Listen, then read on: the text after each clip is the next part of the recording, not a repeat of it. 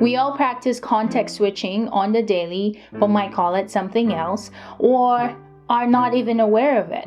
Some folks are so good at it that they don't even notice and can switch their brains from one task at work to another, or from work to family the moment they get home.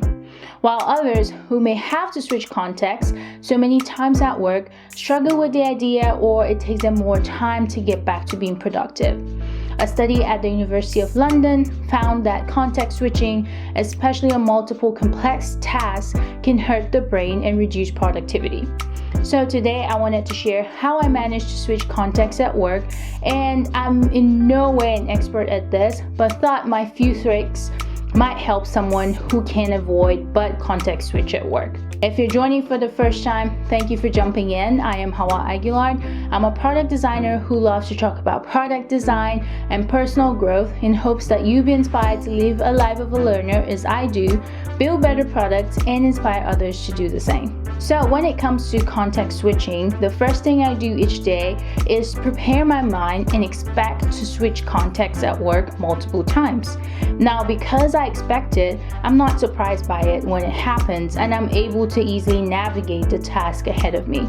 The second thing I do is I break down the work and try to prioritize which needs my attention the most.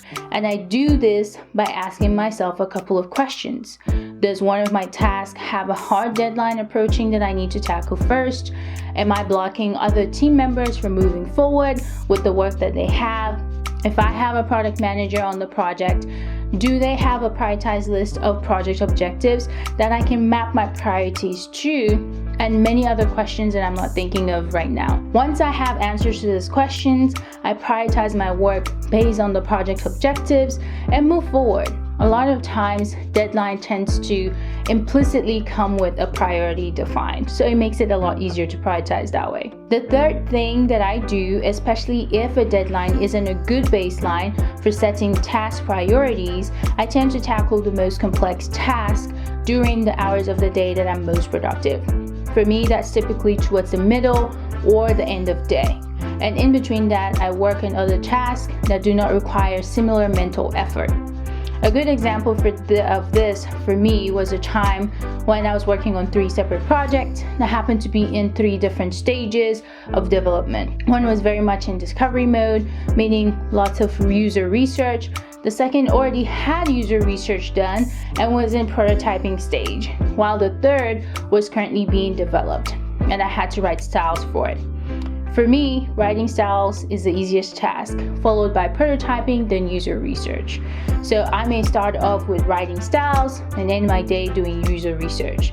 I do have a caveat to go with this point, because there are some days that I feel super energized in the morning that it makes sense to start the most complex tasks then, or right after my lunch break. The main takeaway is that I pay attention to my creative juices and tackle the most complex task first when I'm most productive. The fourth thing that I do is I divide my prioritized list of work across my entire day.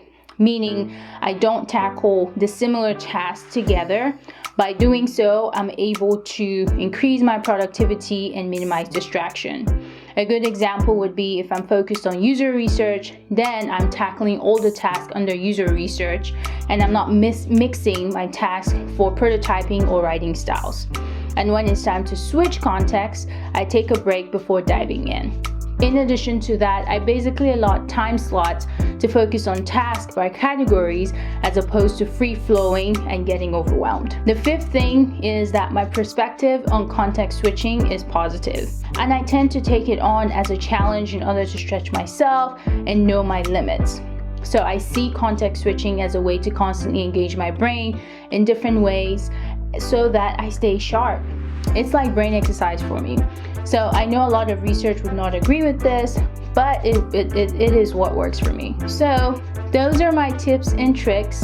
I would love to know what works for you and your perspective on context switching. If you've learned something new, share this video and knowledge with others by hitting that share button. If you're interested in more content like this, let me know by giving this video a thumbs up. And join the channel by subscribing and tapping the notification bell so you know when I upload a new video. See you in the next one.